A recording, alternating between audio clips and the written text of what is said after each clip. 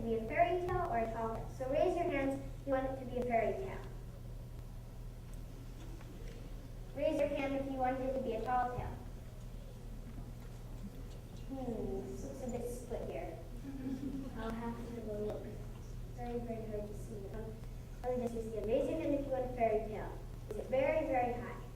Raise your hand if you want a tall tale. Very, very high.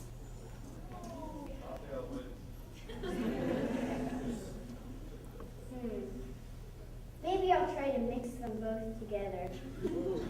I'm not so sure I'll be successful with that, but I hope I please you both in case. Well, I'll try to make it really outrageously tall, but still have the fairy tale element. One day, a bright sunny day, with the sun shining and lovely divine rays of light hitting the ground, there was a small boy playing, and his name was Jiaozi. Very, very funny name. It meant dumpling, but it was a nice name anyway. And so one day, young Jiaozi was playing, and he saw the most strange thing he had ever seen before. It was a gigantic dumpling. He was very, very surprised and thought it must be a sign that he was a lucky boy, because he knew his name meant dumpling. So he went and he peeked around it, but this dumpling was a gigantic dumpling.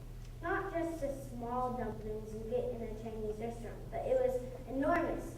It was maybe from the stage right here, and then it went all the way up, farther than the ceiling. It would poke through the ceiling, it would go up to one of the clouds.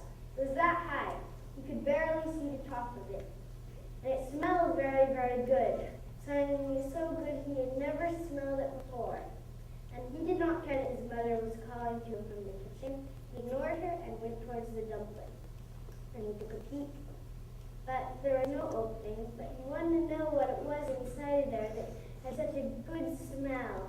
There was a smell that he never smelled before of all the good food in the world, and also of all the good scents, like of flowers and of things like chicken and duck, nice and fresh, very, very good smell. So he smelled all this.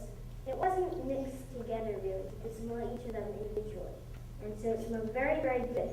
And he really, really wanted to eat this dumpling. But he went closer to it because he did not know how to go about eating it. It was enormous.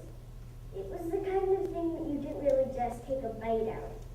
You wanted to observe it carefully, more inspect it. And so he crept closer, feeling very naughty but also very excited. And looked inside. And he saw the most surprising sight. So what I'm going to do right now, I'm going to type that up. Let me find an empty document here.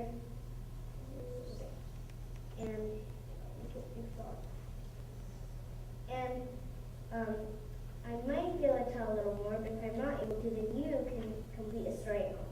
And when I'm typing this up right here, then it might not be exactly the same as the way I told the story, but it should still be pretty accurate.